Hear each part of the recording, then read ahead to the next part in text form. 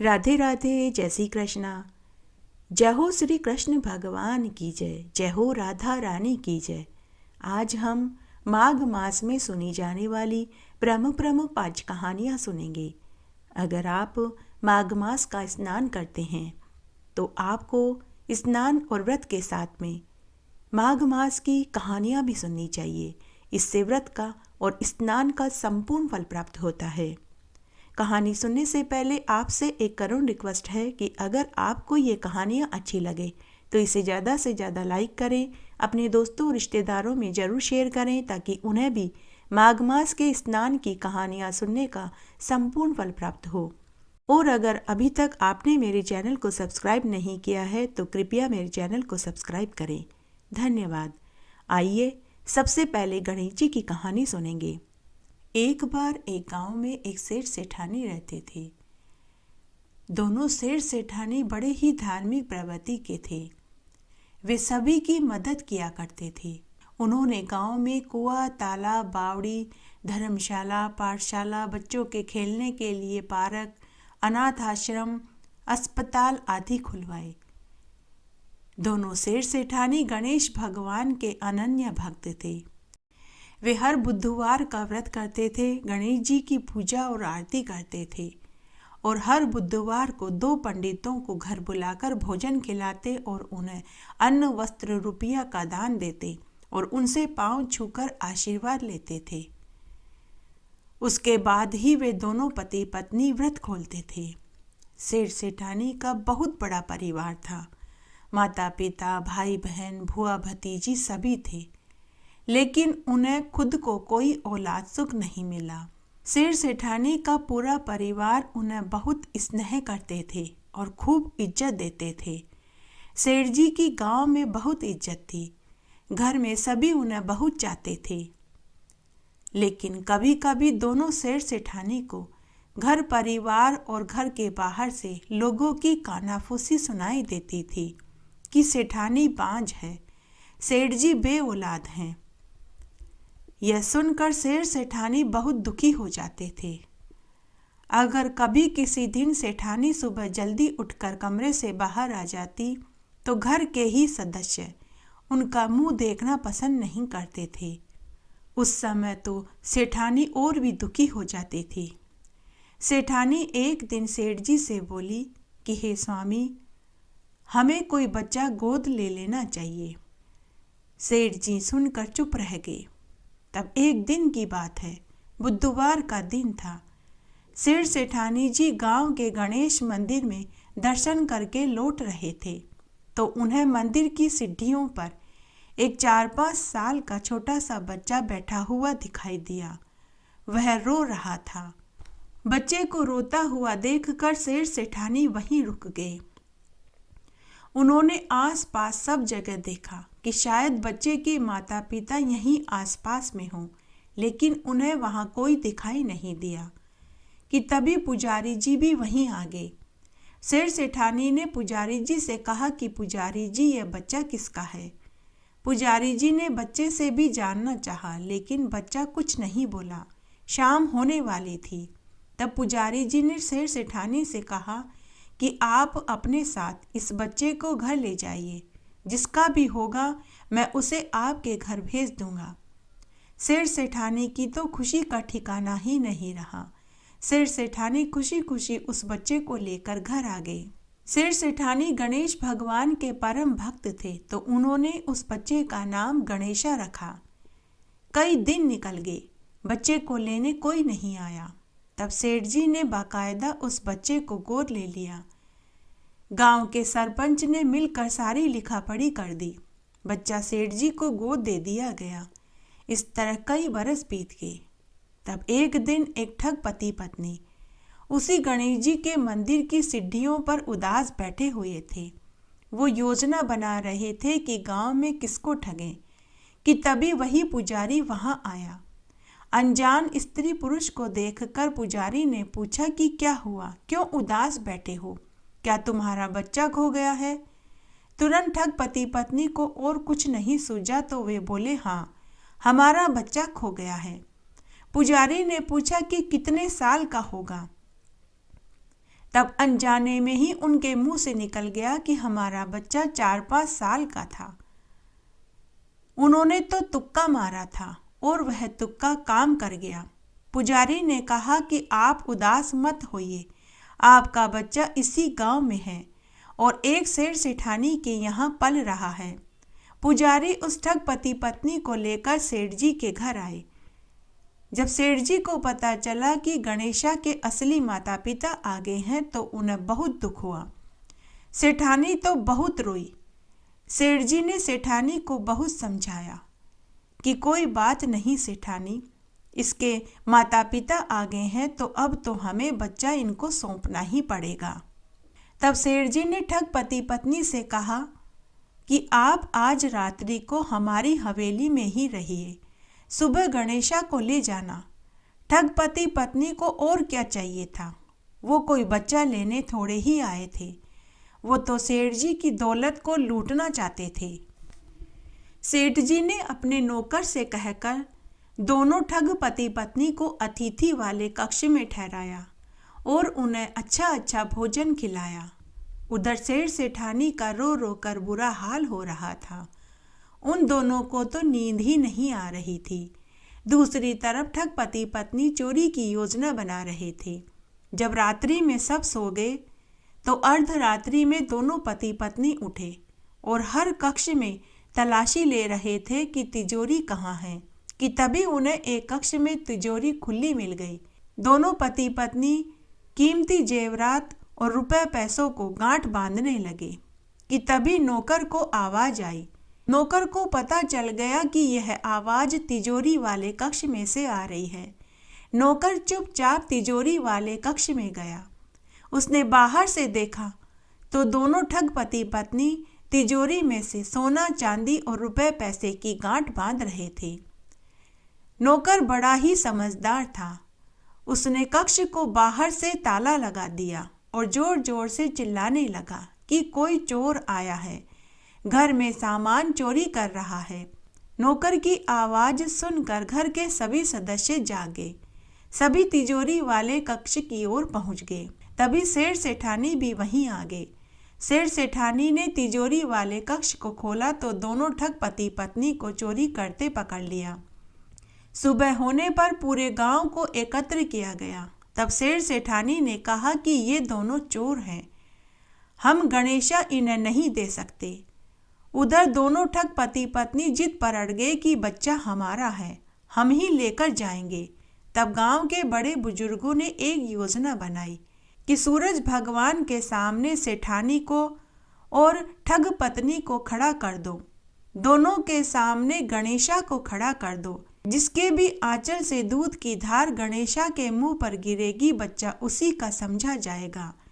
तब ऐसा ही किया गया। सेठानी और ठग पत्नी को सूरज भगवान के सामने खड़ा किया गया और उनके सामने गणेशा को खड़ा किया गया। सेठानी और सेठ जी हाथ जोड़कर मन ही मन गणेश भगवान को याद करने लगे।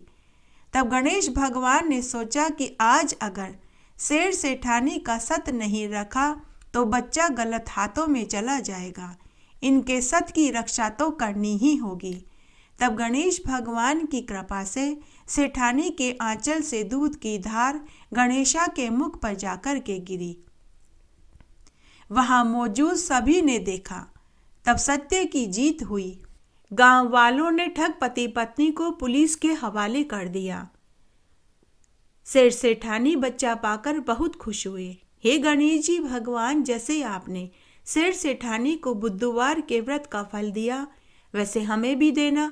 कहानी कहने वाले को, सुनने वाले को और हुक्कारा भरने वाले को। घटती हो तो पूरी हो, पूरी हो तो परवान चढ़े, भूले बिसरे नाम तेरे भंडार में भरे। आइए अब हम माघ मास के स्नान की पहली कहानी सुनते हैं। एक बार बहुत छोटा सा गांव था। उस गांव में एक निर्धन ब्राह्मण अपनी बूढ़ी बीमार माँ, 2 जवान लड़कियों और पत्नी के साथ रहता था। ब्राह्मण बड़ा ही निर्धन था, लेकिन बड़ा ही दयालु और धार्मिक प्रवृत्ति का था। वह ब्राह्मण वेद शास्त्र और विद्या से हीन था।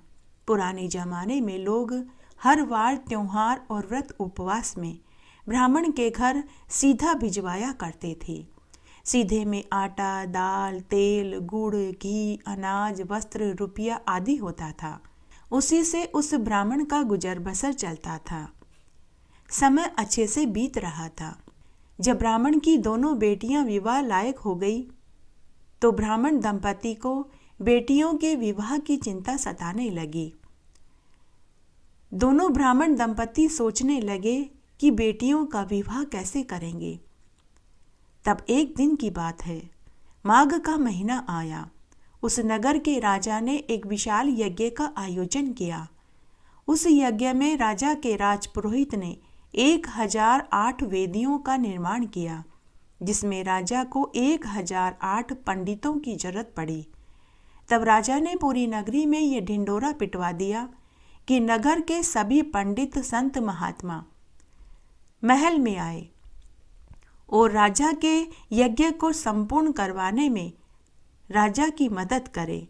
सभी पंडित, संत, महात्मा महल में सादर आमंत्रित हैं। सभी को खूब सारा धन दक्षिणा में दिया जाएगा। जब यह समाचार ब्राह्मण दंपति ने सुना तो ब्राह्मणी ने अपने पति से कहा कि हे स्वामी, हमारी बेटियों के भाग्य से इस नगर के राजा ने यज्ञ का आयोजन किया है, इसलिए आपको भी उस यज्ञ में जाना चाहिए, ताकि यज्ञ के संपूर्ण होने पर राजा आपको भी खूब सारा धन देंगे, जिससे हम अपनी बेटियों का विवाह अच्छे घर में कर पाएंगे।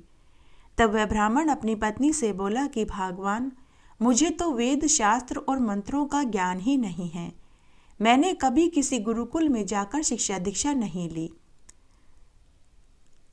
अगर वहां किसी ने मुझसे मंत्रों के बारे में पूछा तो मैं उन्हें क्या बोलूँगा। तब उनकी बातें ब्राह्मण की दोनों बेटियां भी सुन रही थी। तो ब्राह्मण की छोटी बेटी अपने पिता से बोली कि पिताजी, आप मुझे अपना शिष्य बना करके वहाँ यज्ञ में लेकर चलिए। अगर किसी ने कुछ पूछा तो मैं आपको बता दूंगी और आप उनको बता देना। क्योंकि ब्राह्मण की बेटी को वेद शास्त्र का संपूर्ण ज्ञान प्राप्त था। साथ ही ब्राह्मण की छोटी बेटी विष्णु भगवान और माता लक्ष्मी की परम भक्त थी। वह हर एकादशी का उपवास करती थी और माघ मास का स्नान करती थी। तब ब्राह्मण ने अपनी बेटी से कहा कि बेटी, राजा ने केवल पुरुष पंडितों को ही बुलवाया है, वहाँ स्त्रियों और साध्वियों को नहीं बुलवाया। तो बेटी बोली कि पिताजी, मैं अपनी वेशभूषा पुरुष की बना लूँगी, किसी को कुछ पता नहीं चलेगा। जब कोई आपसे मेरे बारे में पूछे तो आप उनको कह देना कि यह मेरा शिष्य है। तब ब्राह्मण अपनी छोटी बेटी को लेकर राजा के यज्ञ मंडप में ठीक समय पर पहुंच गया। वहां एक एक वेदी के पास एक एक पंडित को बैठा रखा था। तब राजा के एक मंत्री ने उस ब्राह्मण से कहा कि हे पंडित जी महाराज, आप अपने इस शिष्य को बाहर पांडाल में बिठा दीजिए और आप यहाँ यज्ञ की वेदी के पास बैठ जाइए, क्योंकि यहाँ एक के ही बैठने की व्यवस्था की गई है। तब ब्राह्मण दुखी और उदास हो गया। तो बेटी ने अपने पिता के कान में कुछ कहा और वह बाहर पांडाल में जाकर बैठ गई। जब यज्ञ शुरू हुआ, मंत्रोपचार के साथ यज्ञ में मंत्रों के साथ जोर जोर से बोलकर आहुतियां दी जाने लगी, तो उस ब्राह्मण को छोड़कर किसी के भी यज्ञ में जोत नहीं आई। वहां बैठे 1007 पंडितों को महान आश्चर्य हुआ।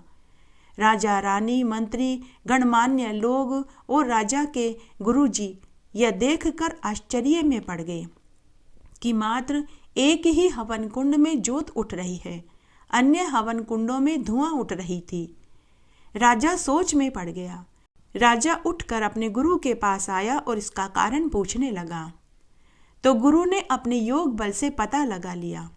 तब गुरु ने अपने एक शिष्य को भेजकर ब्राह्मण की पुत्री को, जिसने पुरुष वेश धारण किया हुआ था, उसे यज्ञ मंडप में बुलवाया। ब्राह्मण की बेटी ने आते ही राजा, रानी और उनके गुरु को प्रणाम किया। तब गुरु ने ब्राह्मण की बेटी को घी का पात्र और लकड़ी की चम्मच देते हुए कहा कि हे पुत्री, तुम उन सब 1007 हवन कुंडों पर जाकर इस घी की 5-5 आहुति दे दो। तब राजा ने अपने गुरु के मुख से पुत्री शब्द सुना तो राजा को महान आश्चर्य हुआ। वहां बैठे सभी लोगों को भी आश्चर्य हुआ कि यह तो पुरुष रूपधारी है, गुरुदेव इसे पुत्री का संबोधन करके क्यों बोल रहे हैं। राजा ने गुरुदेव से इसकी वजह पूछी तो गुरु ने कहा कि यह मैं यज्ञ के संपूर्ण होने पर बताऊंगा। उसके बाद ब्राह्मण की बेटी ने सभी हवन कुंडों में घी की 5-5 आहुतियां दी। आहुति देते ही सब में से ऊंची ऊंची जोत उठने लगी। यह देखकर सबको महान आश्चर्य हुआ। फिर गुरुदेव ने ब्राह्मण की पुत्री को इशारे से कहा कि तुम अपने पिता के समीप बैठ जाओ। इस तरह यज्ञ का कार्य संपूर्ण हो गया। यज्ञ की समाप्ति पर राजा ने सभी को 500-500 स्वर्ण मुद्राएं दक्षिणा में दी। सबने स्वादिष्ट भोजन खाया। सभी 1007 पंडित तो विदा होकर अपने अपने घर चले गए, लेकिन राजा ने उस ब्राह्मण और उसकी पुत्री को रोक लिया। फिर गुरुदेव ने राजा से कहा कि हे राजन, यह पुरुष वेश में जो है यह ब्राह्मण की पुत्री है। इसकी पुत्री के ऊपर 33 कोटि देवी देवताओं का आशीर्वाद है। जब आपके मंत्री ने इसकी पुत्री को बाहर पांडाल में बैठने को कह दिया तो उससे 33 कोटि देवी देवता रुष्ट हो गए। इसीलिए आपके हवन कुंडों में ज्योत प्रज्वलित नहीं हो रही थी। पूरी बात का पता चलने पर राजा को महान आश्चर्य हुआ। उसके बाद राजा ने ब्राह्मण की दोनों बेटियों का धूमधाम से विवाह कर दिया और राजा रानी ने कन्यादान दिया। हे विष्णु भगवान, जैसे आपने उस ब्राह्मण की बेटी को माघ मास के स्नान का फल दिया, वैसे सबको देना। कहानी कहने वाले को, सुनने वाले को और हुकारा भरने वाले को। माघ मास के स्नान की कहानी। एक बार की बात है, बहुत छोटा सा गांव था। उस गांव में सभी जाति धर्म के लोग बड़े ही भाईचारे और प्रेम भाव के साथ रहते थे। उसी गांव में एक खाती और खातन भी रहते थे। खाती लकड़ी का काम करता था। गांव के लोगों के घरों के दरवाजे, बाई बारने, चौकी, पाटा, लकड़ी की हांडी, खिड़की, दरवाजे सभी बनाता था। खातन का नाम सुगनी था। खाती और खातन बड़े ही नेक दिल के थे। गांव के ही नहीं, गांव के आसपास के भी सभी लोग उसी खाती से लकड़ी का काम करवाते थे, क्योंकि वह लकड़ी का काम बड़ा ही मजबूत और टिकाऊ करता था और साथ ही दाम भी वाजिब लेता था। खातन हर साल माघ मास का स्नान करती थी। वह विष्णु भगवान की परम भक्त थी। खातन को सजने संवरने का बहुत शौक था।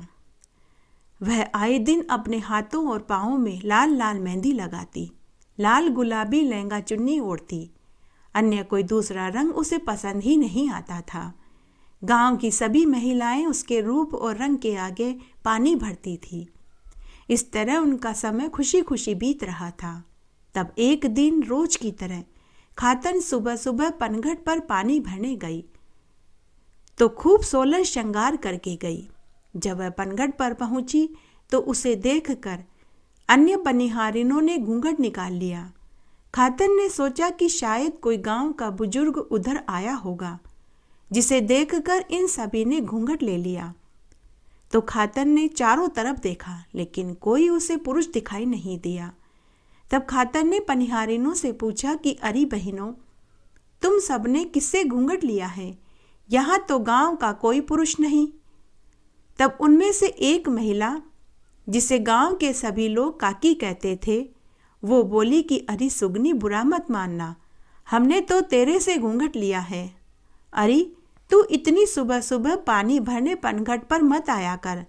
तेरे कौन से बाल बच्चे हैं जो तू इतनी जल्दी उठकर पनघट पर पानी लेने आती है? ले देकर तुम तो घर में 2 जीव हो। तू दोपहर के बाद पानी लेने पनघट पर आया कर।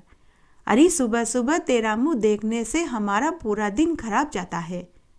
तो सुगनी बोली कि काकी, ऐसा क्यों कहती हो?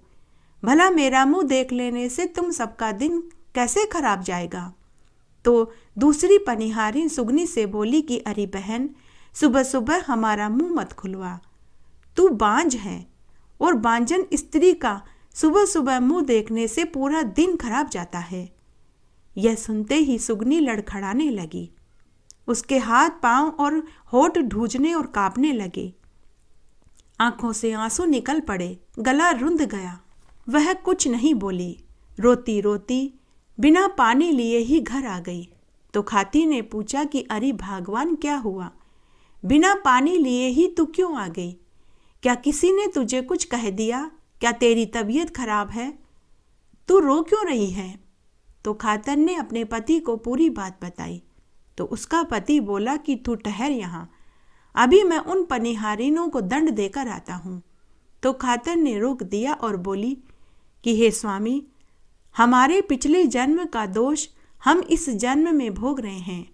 हमें ऐसा कुछ नहीं करना चाहिए जिससे किसी के दिल को ठेस पहुँचे।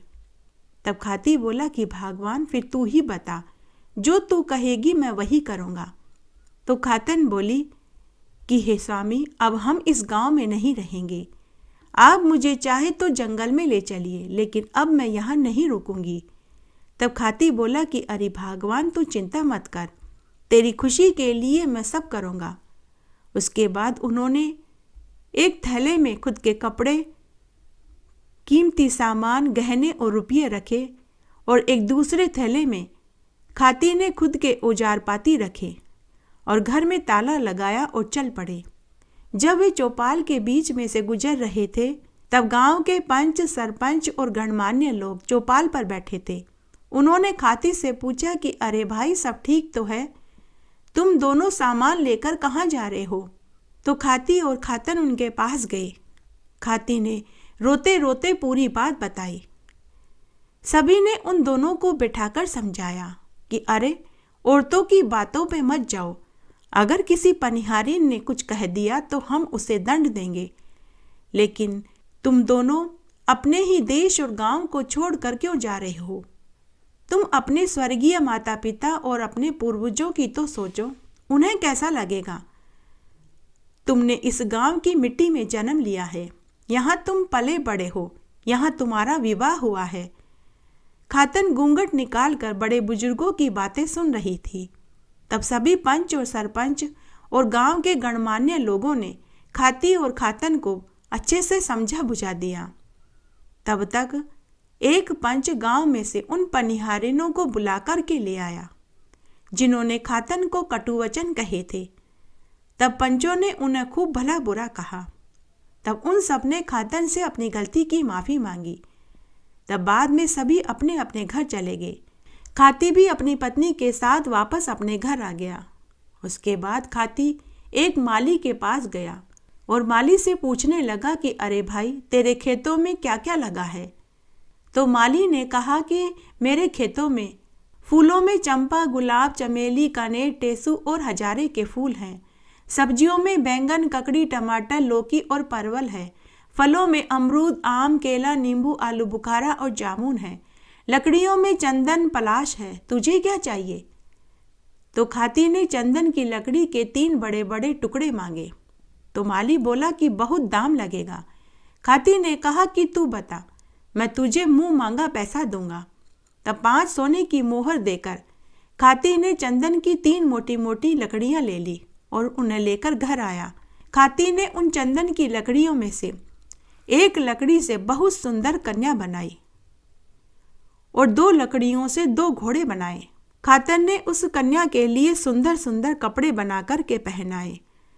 नाक में सोने की नथ, कान में सोने की बाली, हाथों में हरी हरी चूड़ियाँ, कमर में करघनी, गले में सोने का हार, पाँव में मेहंदी, पाँव में चांदी की पायल पहनाई और उसे घर के दरवाजे के ठीक सामने एक चौकी पर बैठा दिया।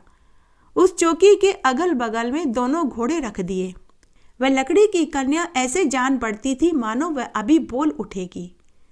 अब खातन का पूरा दिन उस लकड़ी की कन्या से बातें करने में बीतने लगा। जब खाती और खातन घर के बाहर जाते तो अपनी लकड़ी की पुतली को बोल कर जाते, बेटी घर का ध्यान रखना, हम अभी आते हैं। और जब घर आते तो आते ही कहते कि बेटी हम आ गए। अब तो खाती और खातन के दिन बड़े मज़े से बीतने लगे। तब एक दिन विष्णु भगवान ने खाती और खातन की ईमानदारी से प्रसन्न होकर उन्हें वरदान देने के लिए उनके घर एक साधु का वेश बनाकर के आए और बोले कि भिक्षाम देही भिक्षाम देही। उस समय खातन घर के अन्य कामकाज में व्यस्त हो रही थी। तो वह भीतर से ही बोली कि हे साधु महाराज, आप ठहरिए, मैं अभी आती हूँ। तो साधु रूप में भगवान बोले कि हे कल्याणी, अगर तुम काम में व्यस्त हो तो तुम अपनी लड़की से कह दो, वो ही मुझे भिक्षा दे देगी। तुमने तो अपनी लड़की को सजा धजा कर पाटे पर बैठा रखा है, उससे कोई कामकाज क्यों नहीं करवाती हो। तब साधु रूप में भगवान ने उस लकड़ी की कन्या व घोड़े में प्राण फूंक दिए। तभी घोड़े हिनहिनाने लगे और वह कन्या 20 साल की सुंदर युवती में बदल गई और रसोई में से आटा, दाल, तेल, घी, गुड़ आदि सामग्री लाकर साधु की झोली में डालने लगी। घोड़े के हिनहिनाने की और पायल की आवाज़ सुनकर खातन गाय भैंसों के बाड़े में से भागी भागी आई और भौचक्की होकर देखने लगी। उसने साधु से कहा कि अरे साधु, यह सुंदर कन्या और ये 2 जीवित घोड़े कहाँ से आए। साधु ने कहा कि यह तो तेरी बेटी है और ये तो तेरे ही घोड़े हैं। खातन बोली कि बाबा, मैं तो बांझ हूँ, मेरे कहाँ से कन्या। तभी खातन की नज़र लकड़ी की कन्या और लकड़ी के घोड़े को ढूंढने लगी तो वे उसे कहीं दिखाई नहीं दिए। पलटकर उसने साधु को देखा तो साधु भी कहीं दिखाई नहीं दिया कि तभी खाती भी घर आ गया। खातन ने अपने पति को पूरी सच्चाई बताई तो उसका पति बोला कि अरे भगवान, हमारे ऊपर तो भगवान विष्णु टूटे हैं। अरे बावली, हमारे तो भाग्य खुल गए, हमारी झोली तो भगवान ने खुशियों से भर दी। दोनों खाती खातन ने अपनी बेटी के खूब लाड़कोड़ करे तथा घोड़ों को अस्तबल में ले जाकर बांध दिया। अब रोज एक माली गाड़ी भर कर घोड़ों के लिए घास लाने लगा। उन्होंने अपनी पुत्री का नाम गुणवती रखा। इस तरह उनका समय खुशी खुशी बीतने लगा। उसी गांव में एक जाट परिवार भी रहता था। वे 7 भाई थे। 6 का विवाह हो चुका था, 7वां बेटा अभी कुंवारा था। तब एक दिन देवर ने अपनी भाभियों से भोजन मांगा। तब एक भाभी ने अपने देवर को भोजन की थाली पकड़ा दी। देवर जब रोटी खाने लगा तो पहले गास में बाल आ गया और दूसरा घास खाने लगा तो दाल में कंकर आ गया। तो देवर अपनी भाभियों से बोला कि भाभियों, तुम सबको भोजन बनाना नहीं आता, रोटी में बाल और दाल में कंकर निकला है, तुम्हें तो अच्छे से भोजन बनाना भी नहीं आता। तब एक भाभी ने देवर को ताने देते हुए कहा कि देवर जी, ऐसी ही बात है तो अपने लिए घरवाली ले आओ, अब वो ही तुम्हें रोटी बना कर के खिलाएगी, अब हम तुम्हें रोटी नहीं खिलाएंगे। तो देवर अपनी भाभी से बोला कि भाभी, तुम मुझे चैलेंज मत करो, मैं 7 दिन के अंदर ब्याह रचा लूँगा, मेरे लिए कौन सी लड़कियों की कमी है।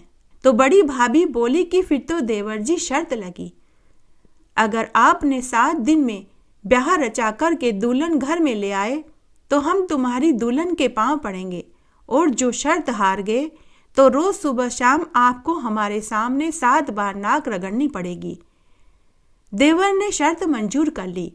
वह उसी समय घर से निकल पड़ा। घर छोड़ने के बाद जब वह रास्ते में जा रहा था तो वह मनी मन सोचने लगा कि मैंने भाभियों से शर्त तो लगा ली, लेकिन अब मैं खुद के लिए लड़की कहाँ से ढूंढूं। तब चलते चलते 7वें भाई को अपने मित्र माली की याद आई। वह अपने माली मित्र के पास गया और उसे पूरी सच्चाई बताई कि मित्र, मुझे 7 दिन के भीतर विवाह करना है, तुम मुझे कोई सुंदर सुसंस्कृत लड़की बताओ। तो माली ने कहा कि मित्र, मेरी नज़र में एक बहुत सुंदर लड़की है, लेकिन उस घर में तुम नहीं जा पाओगे क्योंकि वह खाती और खातन किसी अनजान पुरुष को अपने घर में नहीं आने देते। लेकिन मैं तुम्हें एक रास्ता बता सकता हूँ। मेरे यहाँ से रोज एक गाड़ी हरे चारे की भरकर उनके घर घोड़ों के लिए जाती है। तुम घास की गाड़ी लेकर कल चले जाना। लेकिन मित्र, उस घर में केवल सुगरे लोग ही जाते हैं। नुगरे और पापी दुष्ट लोग उस घर में प्रवेश तक नहीं करते, क्योंकि खाती परिवार भगवान के सच्चे भक्त हैं। उन्हें सुगरे और नुगरे लोगों की पहचान हो जाती है।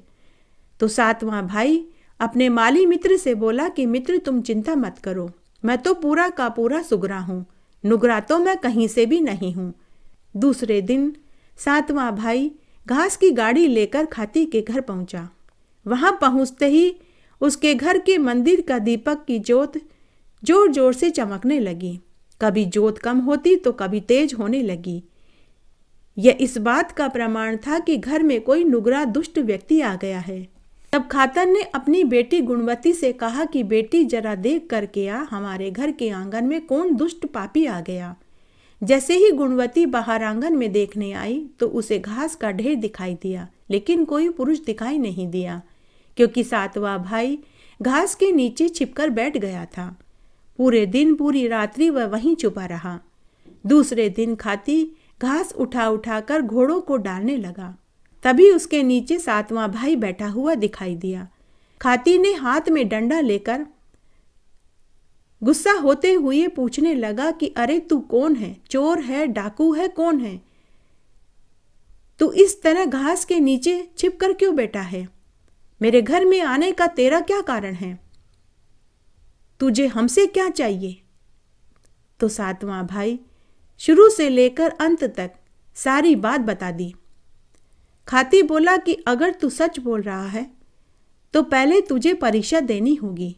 जा, तू उस भट्टी में जाकर भस्म हो जा। सातवां भाई सत्य की परीक्षा देने के लिए तैयार था। वह जैसे ही भट्टी में कूदने लगा तो खाती ने कहा कि नहीं नहीं, तू कुएं में कूद जा। वह जैसे ही कुएं में कूदने लगा तो खाती ने कहा कि नहीं नहीं, तू इस आरे से अपनी गर्दन काट ले। जैसे ही सातवां भाई आरे से गर्दन काटने लगा तो खाती ने आरा उसके हाथ में से लेकर फेंक दिया और उसे गले से लगा लिया और बोला कि तू सत्य कहता है। मैं तो तेरे नुगरे और सुगरे होने की परीक्षा ले रहा था। तू मेरी परीक्षा में सफल हुआ। फिर खाती ने धूमधाम से पूरे गांव वाले और सगे संबंधियों को बुलाकर अपनी बेटी गुणवती का विवाह सातवें भाई के साथ करा दिया और उसे खूब सारा धन देकर विदा कर दिया। सातवां भाई दुल्हन और दहेज लेकर 7 दिन से पहले ही घर पहुंच गया। सभी 6 भाभियों ने अपने देवर देवरानी का खूब आदर सत्कार किया। खूब मंगल गीत गाए गए, गांव में लड्डू बांटे गए। हे विष्णु भगवान, जैसे आपने खाती और खातन को उनकी एकादशी और माघ मास के स्नान का फल दिया, वैसे सबको देना। कहानी कहने वाले को, सुनने वाले को और हुक्कारा भरने वाले को। माघ स्नान की कहानी। एक गांव में एक वेश्या था। उसके 2 पत्नियां थीं। जब बड़ी पत्नी से वेश्या को औलाद सुख की प्राप्ति नहीं हुई तो वेश्या ने अपनी बड़ी पत्नी के कहने पर दूसरा विवाह कर लिया। दूसरी पत्नी से वेश्या को 2 बेटियां हुई। सोतन बड़ी ही झगड़ालू प्रवृत्ति की थी। वेश्या की बड़ी पत्नी बड़ी ही समझदार थी। उसका नाम रुक्मा था। वह विष्णु भगवान की परम भक्त थी। वह हर एकादशी का पूरे नियम धर्म से व्रत करती थी और साथ ही हर साल माघ मास का स्नान करती थी। घर का सारा कामकाज रुक्मा ही करती थी। इस तरह समय बीतने लगा।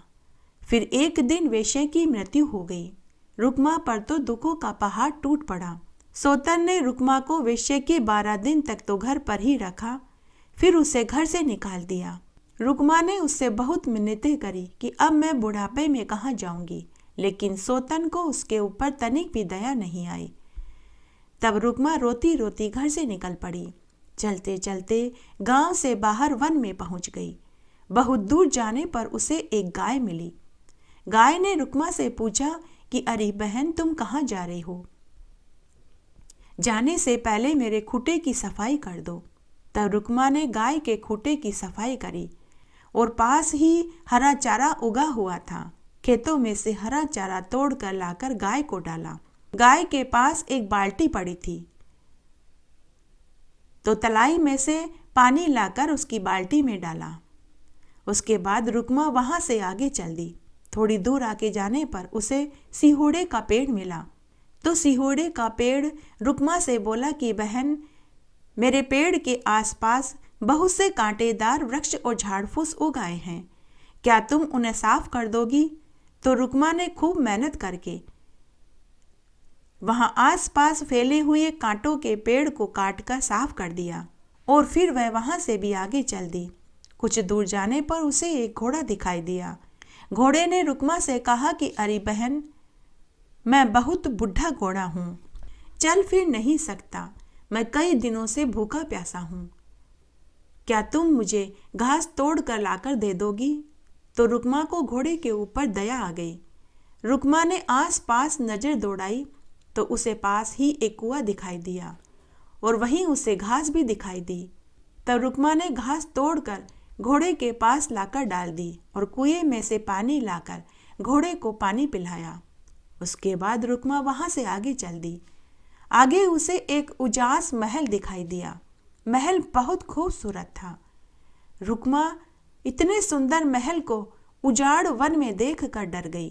वह मनी मन सोचने लगी कि ऐसे उजाड़ वन में इतना सुंदर महल कहाँ से आया। जरूर यह कोई भूत प्रेत या डाकन का होगा। रुक्मा डरते डरते महल के अंदर चली गई। वहां माता लक्ष्मी और विष्णु भगवान विराजमान थे।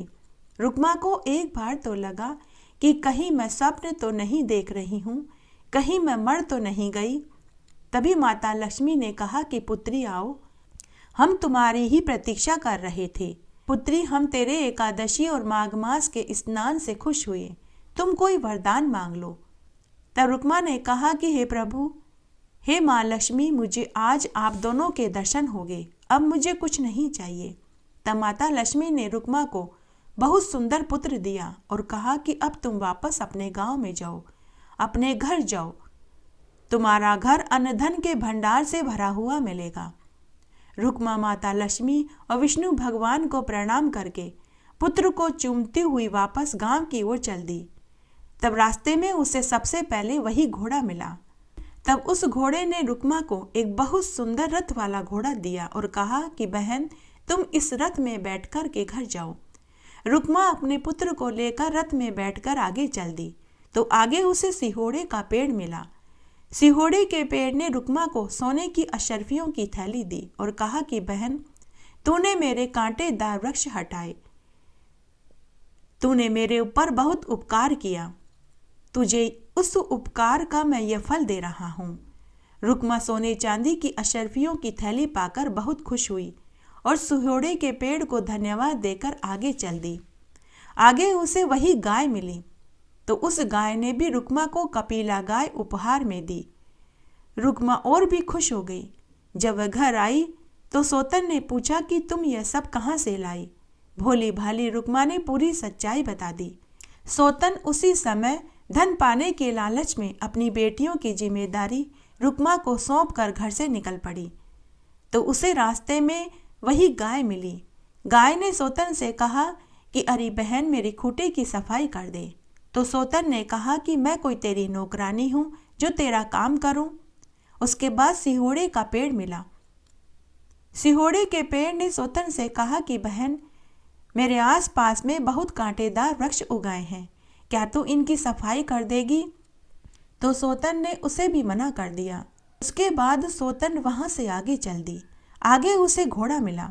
घोड़े ने सोतन से कहा कि बहन, मैं बहुत बूढ़ा घोड़ा हूँ, चल फिर नहीं सकता, मैं बहुत दिनों से भूखा प्यासा हूँ, क्या तुम मुझे घास खाने को दे दोगी? क्या तुम मुझे पानी पिला दोगी? तो सोतन ने घोड़े को भी इनकार कर दिया और भला बुरा कहती हुई आगे चल दी। सुबह से दोपहर और दोपहर से शाम हो गई, उसे कोई महल नहीं दिखाई दिया। वह थक हार कर भूखी प्यासी वापस गांव की ओर चल दी। मार्ग में उसे सबसे पहले घोड़ा मिला। घोड़े ने उसे खूब दुलत्ती मारी। आगे गई तो सिहोड़े के पेड़ की एक भारी भरकम डाल उसके सिर पर आकर गिरी। गाय ने उसे सींगों से खूब मारा। गिरती पड़ती वह घर पहुंची। हे विष्णु भगवान, जैसे आपने रुक्मा को उसकी एकादशी और माघ मास के स्नान का फल दिया, वैसे सबको देना। कहानी कहने वाले को, सुनने वाले को और हुकारा भरने वाले को। माघ स्नान की कहानी प्राचीन समय की बात है। एक बहुत छोटा सा गांव था। तब उस जमाने में न बिजली होती थी, न ही आने जाने का कोई साधन होता था, न ही नलों में पानी आता था, न ही तार, टेलीफोन और मोबाइल की आधुनिक सुविधा होती थी। तब सरयू नदी के किनारे एक गांव था। उस गांव में एक ब्राह्मण अपने 3 पुत्रों और अपनी बूढ़ी माँ और पत्नी के साथ रहता था। उस ब्राह्मण का नित्य का नियम था। वह रोज तड़के उठकर सरयू नदी में स्नान करने जाता था। चाहे कैसा भी मौसम हो, सर्दी, गर्मी, बरसात, कैसा भी, उसकी दिनचर्या में कोई अंतर नहीं आता था। वह रोज सरयू नदी में स्नान करने जाता और वहीं से 1 लोटा जल लेकर सूर्य नारायण भगवान को अर्घ्य देता था। वह हर साल माघ मास का स्नान करता था। इस तरह समय बीत रहा था। तीनों बेटे बड़े हुए, तीनों कमाने लगे और उनका विवाह भी हो गया। तीनों अपनी अपनी गृहस्थी चलाने में लग गए। मुखिया अब बूढ़ा हो चुका था। उसे चलने फिरने में परेशानी होती थी। अब दिखाई भी कम देता था। वह छड़ी की मदद से एक स्थान से दूसरे स्थान पर जाता था। माघ का महीना लगने वाला था तो वह दुखी बैठा था। उसकी पत्नी ने पूछा कि हे स्वामी, आज आप दुखी क्यों दिखाई दे रहे हैं? तब मुखिया बोला कि भगवान, कल से माघ का महीना लगने वाला है। सुबह सुबह चलने में परेशानी होती है, घुटनों में दर्द होता है, दिखाई भी नहीं देता। सरयू नदी पर जाकर स्नान करने में मुझे परेशानी होने लगी है। अगर कोई सुबह सुबह एक चरा पानी सरयू नदी से लाकर दे दे तो मैं माघ मास का स्नान कर लूँगा। जब मैं 10 साल का था तब से ही मैं सरयू नदी में स्नान करता आया हूँ। अब मुझे बावड़ी और कुएं के जल से स्नान करना अच्छा नहीं लगता। तो उसकी पत्नी बोली कि हे स्वामी, आपने तो आज बहुत छोटी बात कह दी। हमारे 3-3 पुत्र और 3-3 पुत्र वधुएं हैं। आप उनसे कह दो, वे बारी बारी से आपको सरयू नदी से एक चरा जल लाकर दे देंगे। तब मुखिया ने अपने बड़े बेटे की बहू से पूछा तो उसने कहा, पिताजी, सुबह सुबह मैं आपको चरा पानी का लाकर नहीं दे पाऊंगी। आप कहें तो मैं 10 बजे तक ला दूंगी। तब मुखिया ने अपने मंझले बेटे की बहू से पूछा तो उसने भी मना कर दिया और बोली कि पिताजी, अभी आपके पोते बहुत छोटे हैं। सुबह सुबह घर का काम भी निपटाना होता है और बच्चों को भी देखना होता है, इसलिए मैं आपको पूरे 1 महीने तक सरयू नदी से चरा पानी का लाकर नहीं दे पाऊंगी। तब मुखिया दुखी मन से अपने तीसरे बेटे की बहू से पूछने लगा तो उसने कहा, पिताजी, आप चिंता न करें, मैं रोज आपको सरयू नदी से एक चरा जल लाकर दे दूंगी।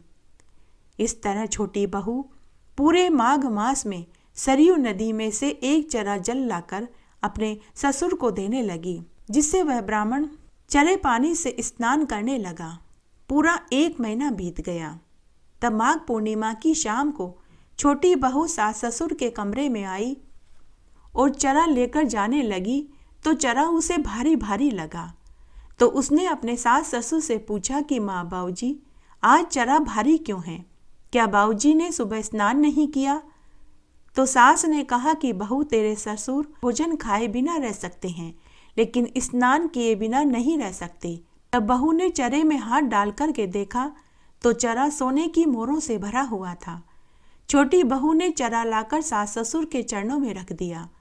सास ससुर ने कहा कि बहू, गंगा मैया ने तुम्हें माघ मास का स्नान दिया है। यह धन तुम्हारे भाग्य से मिला है, इसे तुम रख लो। जब इस बात का पता दोनों बड़ी बहुओं को लगा तो उन्हें बहुत पछतावा हुआ। वे मनी मन सोचने लगी कि अगले साल जब माघ का महीना लगेगा तो हम भी अपने सास ससुर के लिए सरयू नदी में से चरा पानी का ला कर के देंगे। हे माघ के देवता, जैसे आप छोटी बहू के ऊपर टूटे वैसे सबके ऊपर टूटना, कहानी कहने वाले के ऊपर, सुनने वाले के ऊपर और हुक्कारा भरने वाले के ऊपर।